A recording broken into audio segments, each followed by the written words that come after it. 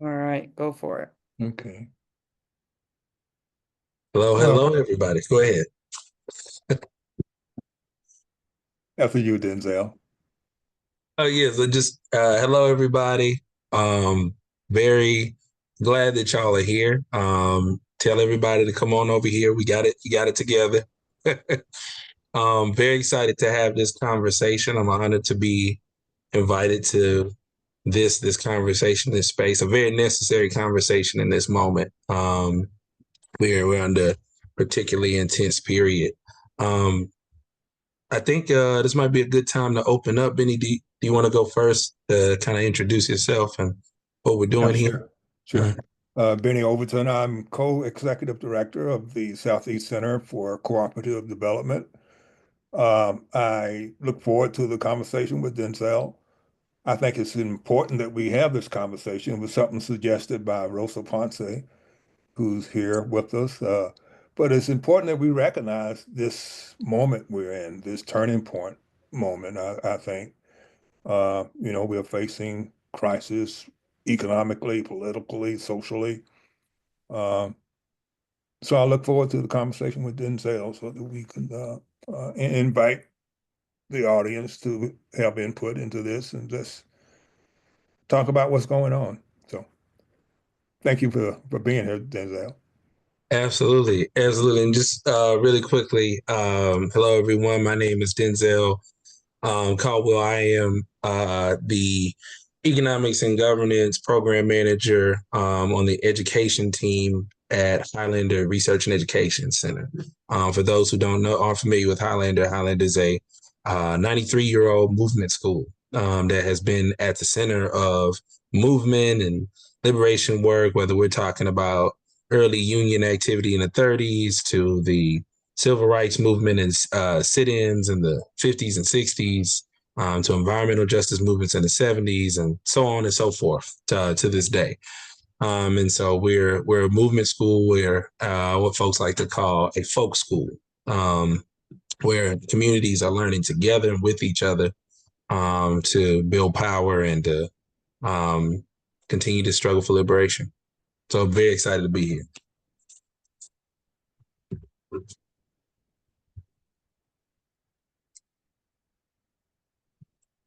So I think um, we want to get started. I guess we wanted to talk a little bit about the current moment. So I guess Benny, if you don't mind, like talk a little bit about just like what and I know we're located in Tennessee. Hmm. Let's talk about the current moment, what's happening, just to kind of frame up the conversation for the audience.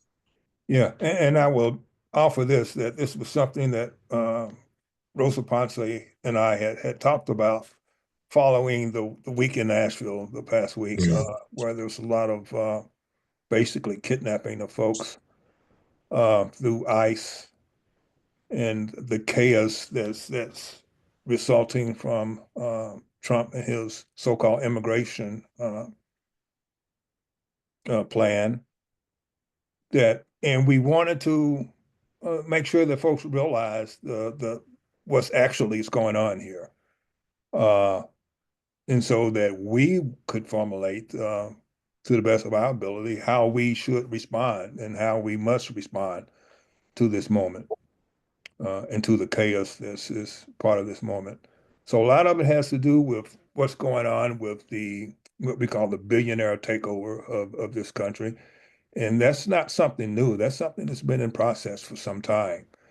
Uh, it's become much more flagrant what they're doing, and I guess the veil is removed so that you can more clearly see that what's happening.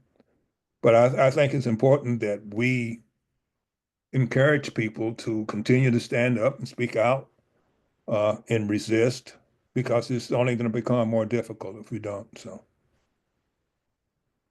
Right. Right. And I think, you know, given that we're talking to a very wide audience, especially when we're thinking about the recent kidnappings, the ICE kidnappings of folks here in the state of Tennessee, especially here in Nashville. Um, I think it's important for folks to understand that those kidnappings are directly connected to why um, things have been unaffordable for a long time, which is also connected to why the norm of police violence has been so rampant and common in this country for so long. I think oftentimes get we love, or we've been conditioned to love certain categories, where we think about, an issue such as these kidnappings is sort of like this category over here. And then we think of, why food costs so much and costs of living are rising over there. And we never draw those things together, but they're intimately linked, right? And as you said, what we are experiencing is a current iteration of what for a long time has been a takeover by the billionaires. And what that means, and I know we'll be talking about this a little bit more, is that a lot of the things that we need to survive are becoming more and more privatized or controlled by the billionaire class, right? And so, um, not only are you feeling that in the cost of food when you go to the store, but you're feeling that in the housing market. Folks can barely afford a home, but it's getting to a point where folks can barely afford even an apartment. Let alone food or any mode of transportation, um, or anything that we need to survive. And let's not also forget the amount of debt that people compile from the healthcare system. And so, again, what we're seeing right now is a privatization of everything, right? The control of everything by the billionaire class. And in order for that to happen, you need to have a force to ensure that all of those things are taken. Um, and that's why um, we call them the police, right? Or ICE agents, or any sort of enforcement force that ensures the interest of the billionaire class, the ruling class, um, remains intact, right? And so I guess with that being said, Benny, I'd be interested in hearing you talk about how we got here. And the reason I say that is because I think oftentimes when we get into these conversations about whether we're talking about the ICE kidnappings, whether we're talking about rise in costs, or Trump and his regime, um, we get into conversations that tend to be a little short-sighted. And so I think it's really important for us to put this in its proper historical context. So could you talk about how we got here? Mhm. Sure. And I say that it's part of right now what we're seeing is consolidation of the wealth and power that the oligarchs have, and it's just a more open pursuit of that.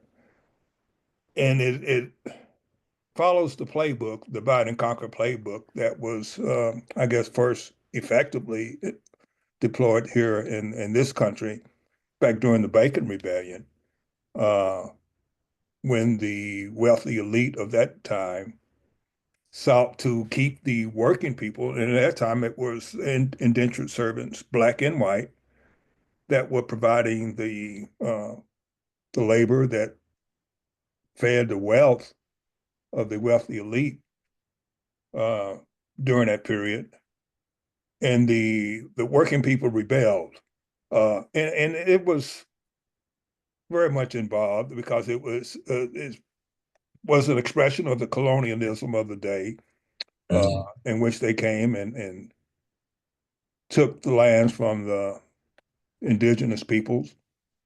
Uh, Working people was left with nothing. They were dissatisfied, and so they finally came together, black and white, and opposed the wealthy elite and presented a real threat to the wealthy elite.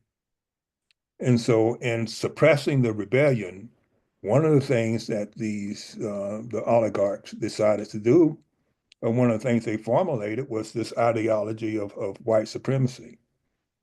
They did that because it allowed them to justify, I guess, the enslavement of people based on race, and at the same time, it gave the white servants, um, it created this stratification in which it pacified the white servants and discouraged them forever again uniting with the black workers. So that's this divide and conquer when it was first introduced here in this country in order to serve the purposes of the oligarch.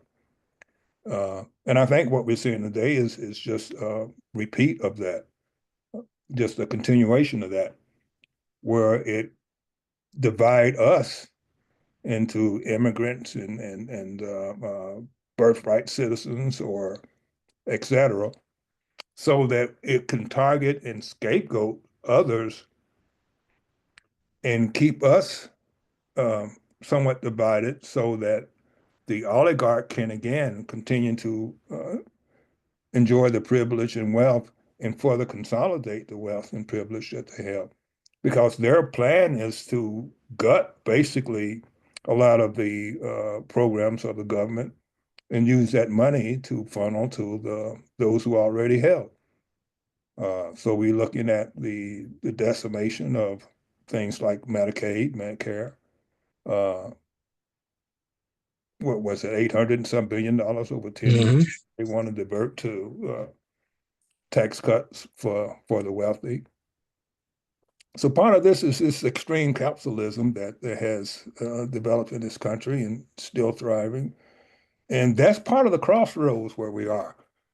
We've got to really look at capitalism for what it is, especially what James Lawson referred to as plantation capitalism that keeps working people in the state of economic servitude.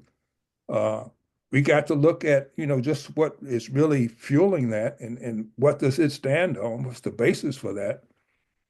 And look at the alternative, which is something that, that the Southeast Center is part of, and I'm sure that the Highlander Center, Research Center is as well. And that's the alternative to capitalism, which is more of a solidarity economy and cooperative.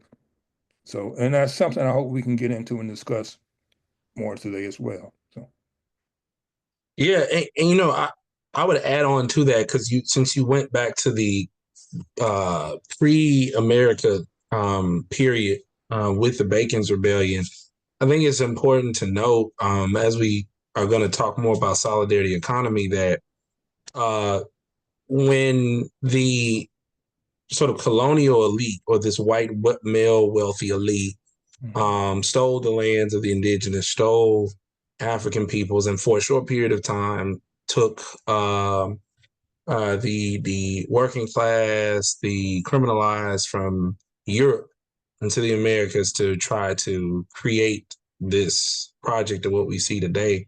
One of the things that we talk about in the solidarity economy ecosystem is the privatization of the commons.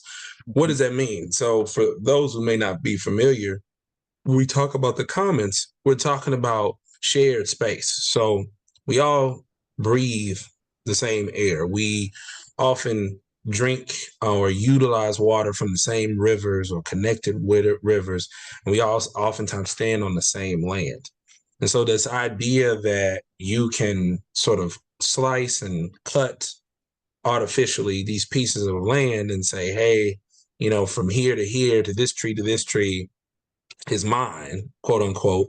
And this tree to this tree beyond is yours, is when we start to see sort of the early components or birth of what we know to be capitalism, right? Now, of course, we can't talk about capitalism if we don't also talk about the enslavement of Africans, West and Central Africans that were brought over to the Americas. So we're talking about the Caribbean, South America, and North America um, to work the plantations at the time. So the cotton, the tobacco, the indigo, and so many other crops that were seen as profitable in the Western world or in Europe. Um, and so it's important to lay that groundwork because you don't, despite what many on the right might try to do as they're trying to erase history in so many ways, you cannot extract capitalism from slavery, from chattel enslavement. And it's because you can't extract chattel enslavement or separate chattel enslavement from capitalism, you also can't extract the exploitation of workers from capitalism, right? And so, as we're going through revolutionary or the American Revolution, as we're proceeding into the Civil War, right? If we understand the enslavement of Africans, the working class white folks, and the labor that they produce for this plantation system as exploited, then in many ways we can see the Civil War and the sort of like burning down or leaving of the plantation as a general strike, right? Or refusal to work, a collective refusal to work, right? And so that was a moment when we talk about Reconstruction, because I know there's some folks right now that are really drawing parallels, and I think correctly so, to the Reconstruction era and now. What do we see? So we see the end of the Civil War. We see the Union defeating the Confederacy. We see this plantation system, I would argue, temporarily defeated, such that enslaved Africans have left the plantation. They have decided to fight against the plantation class and the folks who allied with the plantation class to maintain that order. And there's an attempt in that sort of 10 to 15 year period following 1863 to reconfigure everyone's relationship to labor, right? And I think it's important to emphasize that because, while it's important to frame these sort of cultural wars here, it's important to focus on what was happening in terms of labor and material conditions, right? And so what you're seeing is, this question of citizenship being a question of labor, right? I think there was one really brilliant person in the People's Forum class that was recently held on Black liberation movements that said, class is a race question and race is a class question, right? And so those things are interlinked. And that question was being wrestled with at that time. So we're talking about expansion of citizenship from not only the 13th through 15th Amendments. We're talking about early iterations of interracial union organizing. We're talking about even there were some experiments of collective land ownership, right? But for every attempt to resist the sort of like capitalist order, there is a backlash, right? And so this is when we see the rise of white militias, the birth of the Ku Klux Klan. We see the sort of reconsolidation of the wealthy, especially Southern elites' power in the South once Reconstruction fails. And this is where we see the rise of Jim Crow, that in many ways is sort of the evolution of that plantation politic where we are hyper exploiting the labor of Black people in this instance. We're also exploiting the labor of wealthy white folks. And as a part of the expansion of that sort of like rebirthed plantation model, there's an effort going into the late 20th century to expand that plantation outside of the United States borders, right?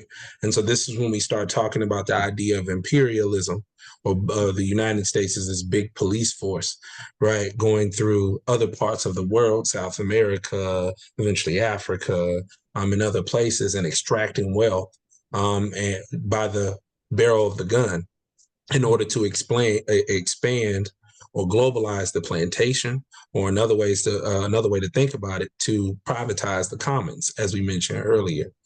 And so, there's always this ebb and flow of the status quo reinserting itself and resistance, right? So the 1930s, we're talking about labor unions, and again, some of which being interracial, there being some of this intentional sort of solidarity building, right? This push for workers to own the means of production or the resources to reclaim the commons, right? And this is how we get some of our early pushes for what we now understand to be essential workers' rights, but were really, in many ways, a compromise or sort of the co-optation of their demands at the time. And so this is because of the clash between these very militant labor unions and organizations and the status quo at the time that we get this compromise of a minimum wage, of child labor laws, of parental leave, things of that nature, right? Which again were the compromises, were the ways to discourage workers from building solid solidarity across the working class, from building systems that fundamentally took the power from the wealthy elite into the powers of the workers. And the compromise were these laws that we understand to be common today, but are withering away. Because as Benny said, there's a renewed over the past 50 to 60, or really 70 years of the billionaire class or the wealthy elite trying to further consolidate their power um, and to get rid of these guardrails. And so, yeah. I see we got a question in the chat from Rosa. Let's see. I think what you talked about, Denzel, is a great place for Benny to maybe elaborate more on being like a laborist and authoritarianism. Um, yeah, you want to maybe talk a little around those points, Benny? Yeah, sure, I don't mind. Because what we have is, I guess we've been conditioned to accept, conditioned to tolerate the notion that labor is subordinate to capital. Uh, and so that we are tolerant or have been tolerant, too tolerant of what we have in capitalism, uh, which is why today we're at this crossroad, at this turning point where we've got to decide, are we going to continue along this path because the path that we're on with capitalism is becoming even more starkly to the disadvantage of working people. And it seems to justify that because we've been sold this notion on individualism versus the collective. Uh, uh, Rather than cooperate, the competitive aspect of the individualism has been glorified and pushed. So that's part of the decision we need to make at this time. Uh, are we going to build a real alternative, or are we going to continue along this path uh, that we're on, which is a path of exploitation and domination by authoritarians? And I see that part of that is, I guess, the choice between democracy versus uh, what we have here with the billionaire class, which is more of oligarchy, which is actually becoming more like a plutocracy, meaning the rule of the wealthy few. Uh, I will say this, that we sometimes get caught up in the labels of capitalism, socialism. I consider myself a laborist because I want to keep it in simple terms of laborist, meaning that I just reject the notion that labor is subordinate to capital. Labor created capital. And I think it is very perverse to imagine that the creator, that which created, is now subordinate to that which it created. So I outright reject the notion that labor is subordinate. But it's through this subordination of labor to capital that a lot of people have unwittingly bought into, that we have tolerated the fact that people are employed at something that's less than living sustainable wages for the sake of maximizing profits, that the planet can be destroyed or deemed inhabitable for the sake of maximizing profits. So we have basically made ourselves in the planet secondary, even tertiary, to this goal of building wealth or creating profits for individuals. So what we've got to do, and I look at it as a choice in determining whether or not we can, in which we can, whether or not we're willing to recognize the fact that we can uh, pursue and operate in self-interest without being either selfish or selfless. Because we could operate in self-interest and operate in the interest of the collective when we recognize, and I guess it comes down to this recognition that we are not separate individuals. We are distinct, but we are not separate from others. There's this interconnectedness and this interdependency. And that's is what I think it's important that we don't lose sight of.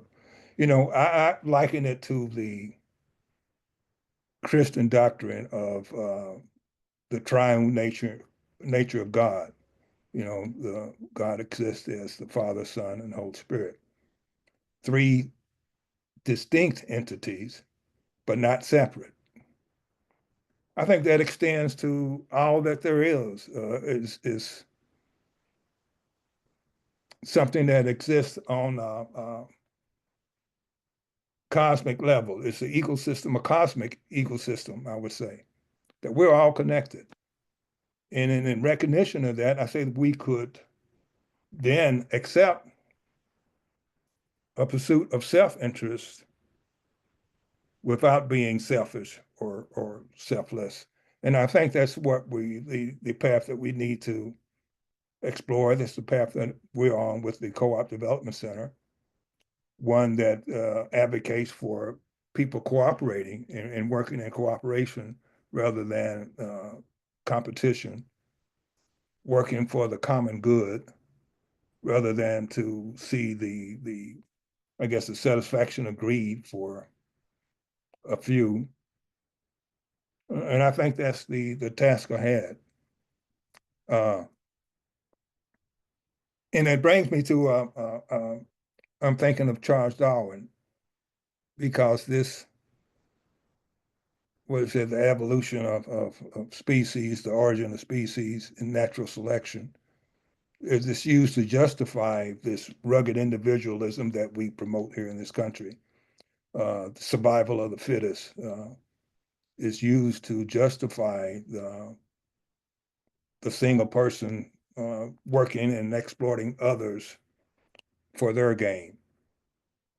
I think what people have failed to recognize is that Darwin has also wrote, I think the name of it is The Descent of Man, in which he actually explicitly noted that it's cooperation among people that creates the tribe that is most suited for the social survivability of people.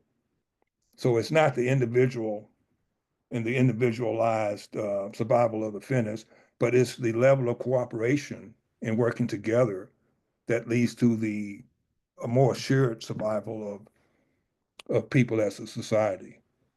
But I think we lose sight of that because we have so glorified this notion of individualism. So, and I think that we are at that crossroad where we've got to see this the truth for what it is.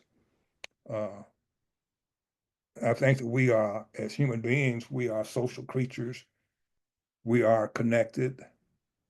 And when we work together, we build a stronger social fabric, economic fabric, and more sustainable reality. So I think I might have gone on too much, Rosa. I think that was fine. I see another question in here asking, could you speak to the reproductive labor during chattel slavery and forced breeding and how the unpaid reproductive labor within and outside of households, including social and biological reproduction, plays into what we were seeing? Yeah, I can speak to that. So when we're thinking about chattel slavery as an institution of forced labor, of a complete domination of labor, in this case, enslaved Africans, um, the people become the capital, right, and the sources of labor, and so in order to profit, to maximize and make sustainable your profit, you want to constantly reproduce um, capital or constantly produce capital, expand capital. And so,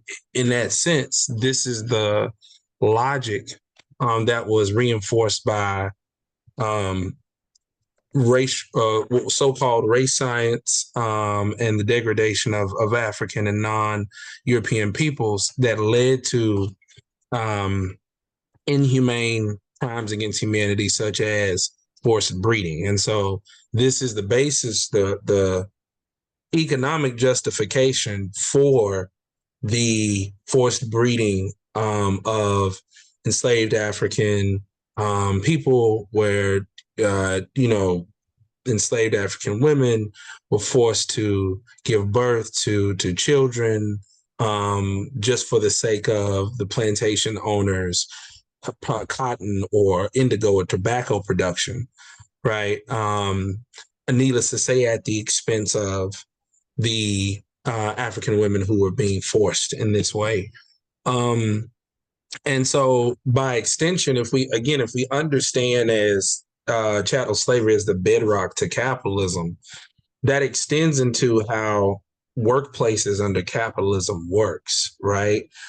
Because we only see the production or labor um, being used for the expansion of capital for the ruling elite, that translates into how we view labor, right?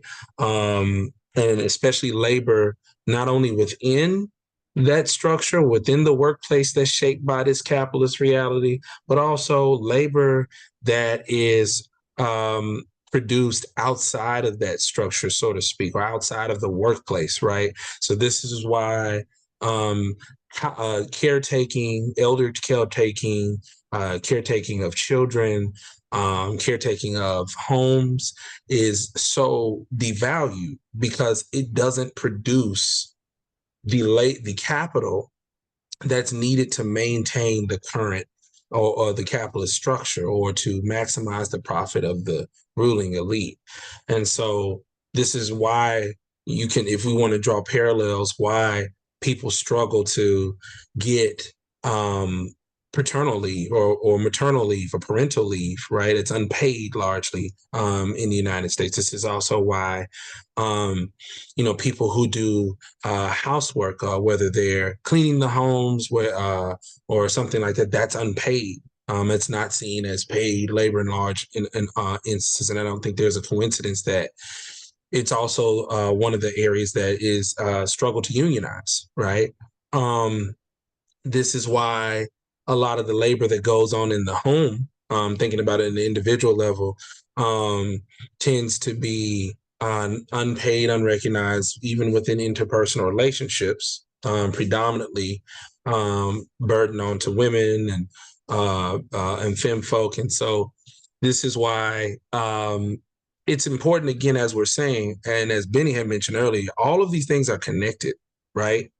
Just how things are shaped and how we view our relationship or lack thereof to each other is connected. And so, in addition to, um, thinking about the horrors of chattel slavery, if we understand that as a basis for our current reality, it becomes clearer why we live in a world where um the housing that you receive is based on the dollar that you have as opposed to the need for housing, the basic need for housing, quality housing at that. It also can help you to explain why corporations can get away with so many violations of the environment, of people's basic human rights, and be untouched and not be held accountable. And in many instances, based on how we're socialized, we see that we valorize that, right? Because we're conditioned by this system to think as individuals, to buy into these lines that have privatized the commons, as we've mentioned before, and to treat um, climate disasters, violations against other working class people as figments of our imagination or as something that's not our problem, right? And so, one of the most dangerous things to this current structure in a pursuit to build a world where our basic needs are not only met but are of high quality, solidarity is critical. It's a primary ingredient. And solidarity is not just sort of this thing that's just altruistic. I'm doing this thing to no benefit to myself or people around me. It's the recognition that what happens to the person that is being kidnapped, that is being made houseless, that is being incarcerated, that is being forced to birth a child, for example, their destiny is intimately tied to mine, right? It's a mutual interest, right?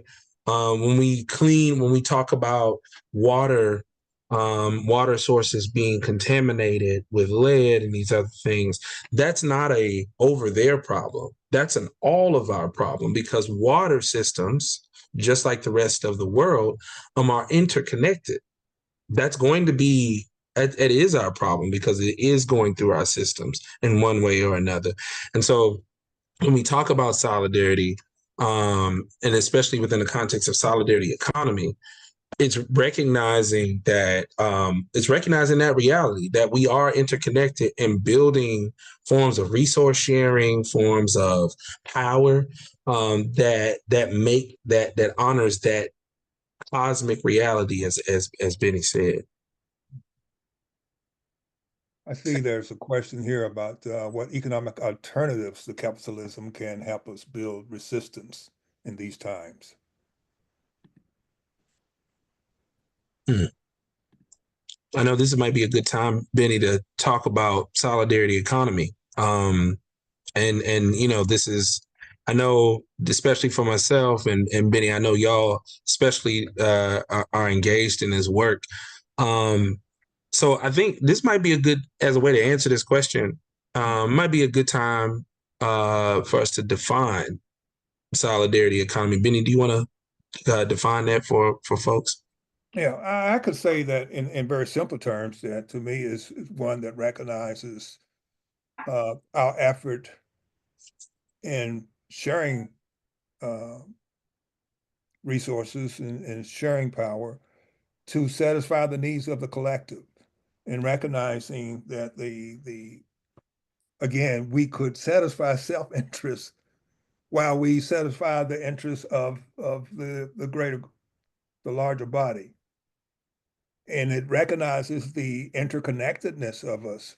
So to me, a solidarity economy is one that takes all of that into consideration and operates for the good of the collective and operates for the well-being of not just ourselves, but others, and encourages us to be compassionate and empathetic and have an economy that is likewise compassionate and empathetic because it sees us and others. And it reminds me of Abraham Maslow, his theory of hierarchy of needs, in which he recognized the highest need is one that he called the need to operate in a transcendent manner. That means that we have transcend this limited concept of ourselves, this ecocentric concept of ourselves as separate, independent individuals, and we see that we are really a part of the greater body. Mm. And so this transcendence is the highest level of need. And once we start addressing and allow ourselves to be motivated by those needs, then we have reached, in his opinion, our highest level. He was a psychologist that formulated a hierarchy of needs that motivate human behavior. Yeah, and I would add to that because I know oftentimes when people ask about the alternatives, and we will name something like solidarity economy, the next question usually is, what does that look like? And so in short terms, um, I would say, generally speaking, to build on the definition that Benny had laid out, these are ways of sharing resources and being with each other that are rooted in mutuality, interdependence, democracy, and reparation or repair of some sort. And so, what can that look like? That can look like cooperatives. So that instead of models of, let's say, businesses or entities that are trying to meet a need being having an owner and workers that whose labor is exploited, instead you have a collection of what we call worker owners, where the people who labor also share the ownership. And it can take different forms. Cooperatives can take different forms. You can have a consumer co-op where those who consume are also share in the ownership of the thing. You have producer co-ops, or the people who produce also have a share in the power of the organization. It can also look like things such as community land trusts. So instead of having land where it is put on the market and is can only be owned or used or purchased based on who has the highest dollar, community land trusts takes land space off of the market, and in so many ways, in sort of a small way, returns it to the commons, right? In so many ways, folks who are combating things like gentrification sometimes resort to making places community land trusts so that it's not subject to many of the displacement and violation that folks experience. Folks also have done a lot of other brilliant things with community land trusts, food parks and things of that sort. Solidarity economy can look like time banks, right? Where we have folks that are instead of trading money or some form of money for a service, it could be trading time of labor for goods. So it's like, hey, I need childcare, and childcare costs so much, but hey, I can provide childcare, but I realize I'm a mechanic. So if you're willing to trade this amount of time in childcare, I can provide this amount of time in mechanic services to fix your car. There's so many other examples. Participatory budgeting it is another example of solidarity economy. As Benny and I have laid out, the billionaire class, the wealthy elite, use at the state and forms of government to actually restrict and dictate where resources go. Right. And our public tax dollars in our cities, our states, and at the federal level are no different.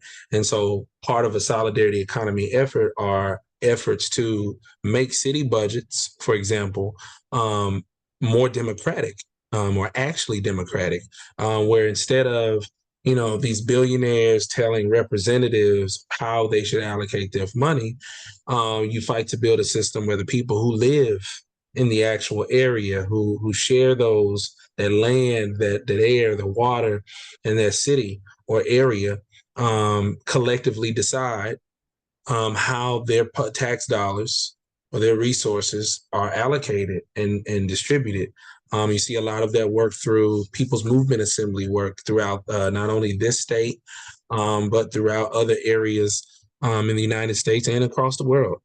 And so these are just some examples of what they can look like. Mutual aid networks, right? Where during times of disaster, during times of great need, such as now, folks have worked together and shared resources in order to survive, right? And so one thing that I really want to drive home in these examples are that these aren't new concepts. These are things that people, especially marginalized folks, have used and are continuing to use day to day to survive, right? And I think what we're doing is not so much introducing a new concept, but we're just providing new language to a thing that has already existed.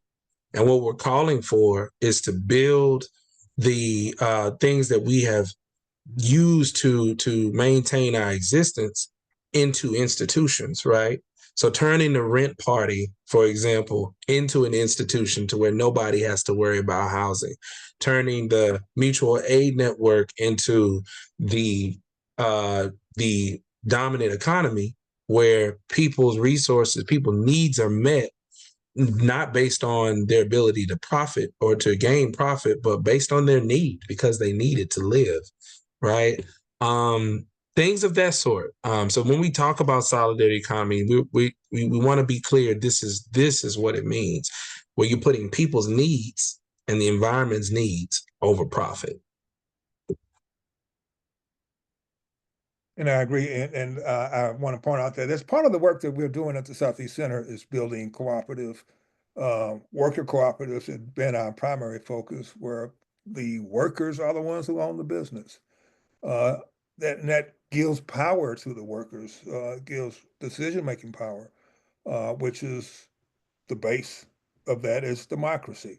So we're trying to make democracy real, particularly in this country where we really don't have democracy. We have control, even in our political bodies, is controlled by those with money and influence.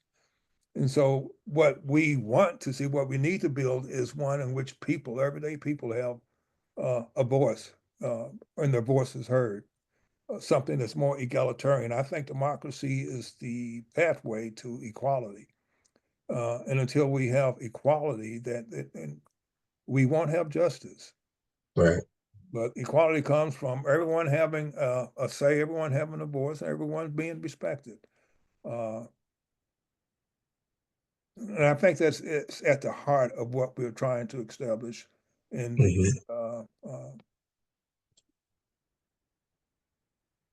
the alternative economy that we are promoting. So. And I know we're about to close out, and so one of the things that I want to lift up is what folks can do. Let's say maybe you've heard our words and you are interested in figuring out ways to get involved with efforts of solidarity economy, of building actual democracies, as Ben said, because in many ways we've convinced you or help you to understand that democracy is incompatible with capitalism, right? So I know we're in Tennessee, so to my Tennessee folks, there are many ways you can get plugged in. If you're interested in sort of fighting on the front lines around housing, you have a Housing for All collective that you can tap into.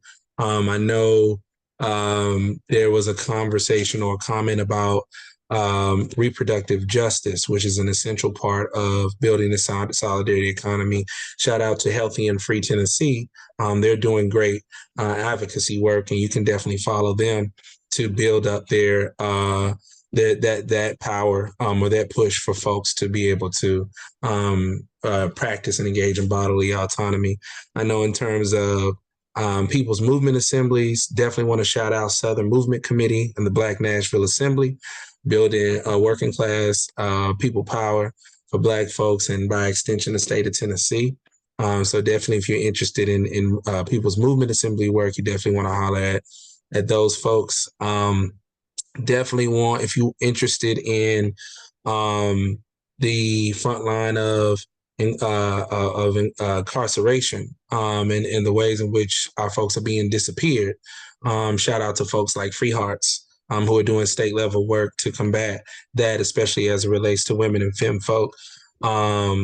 And there's so many others I can definitely name. I definitely, of course, have to shout out Highlander Center because we are a movement school. We are a institution where we're trying to build communities, especially in the South. In Tennessee, of course, being in the South, we want to build the knowledge and power of folks to be able to build these solidarity economies, build these democracies that we know is possible. And so, yeah, and obviously, if you are thinking about a co-op, if you have an idea about a co-op, definitely reach out to the Southeast Cooperation Development Center. Right, we have a treasure chest here with Benny that you're definitely able to engage. And shout out to Rosa Ponce, comrade and stuff. So, like, definitely reach out if you're interested in that. And that's just a small piece of what's happening in Tennessee, right? There's so many other folks that I'm unable to name, but there are many ways that you can plug in. And so definitely feel free to ask those questions, to reach out, to see who is out there doing that work, and get involved. And if for some reason you see an area in this fight for democracy that is not yet being addressed, especially if you're in Tennessee, organize folks to come together and start it and put it together. There are many resources out here, many folks who will have to help you or who are able to help, and you won't have to start from scratch. So, absolutely, absolutely. Oh, and let me shout out another group that we are affiliated with. That's Nashville People's Budget Coalition with Andrew Crinks. So, absolutely, yeah. And I think that might be our closing reflections. Rosa, I don't know if you wanted to add anything else before we closed out. I guess I'll just add to kind of bring us back to maybe to the beginning of if you haven't been if you weren't named as one of those scapegoats, you will eventually, right? And so, jump in now, right? yes. Yeah, I mean, I was just thinking about just this year, during the legislative session, all the scapegoats, right, around education. And it's like, oh, it's teachers are failing, students are failing. Oh, it's the gay students, it's the immigrant students, it's the special needs students. Like, again, like if you haven't been named as the scapegoat, like they're coming for you. Don't think that you're safe, right? And like to me, part of this conversation is just grounding us in that reality of like it ain't the first time, right? There's a history behind this. And so I think, for myself, my message is like get involved. Benny and Denzel name many ways, and it could also, I mean, be as simple as getting to know your neighbors, right? That's part of the solidarity economy, right? At the end of the day, when my electricity goes out, it's the neighbor that I gotta go and talk to, right? To be like, hey, what have you heard? So there's many ways for you to begin to take action. So I hope that this is enough of a call. Because we're only about 100 days in to this part of it, right? I think there's many iterations, but in the one we're currently in, I mean, y'all heard, I think Denzel throw out 18 something something, right? So, uh, but we're in the 2025 version of it. Mhm. Yeah, and thank y'all, Benny and Denzel, for joining us and having this conversation. And I've also put in the chat my number if you want to connect to any of us here. Or if you missed something, let me know. We'll connect y'all. Thank you. Thank y'all. Thank you. Bye, You got something. everyone.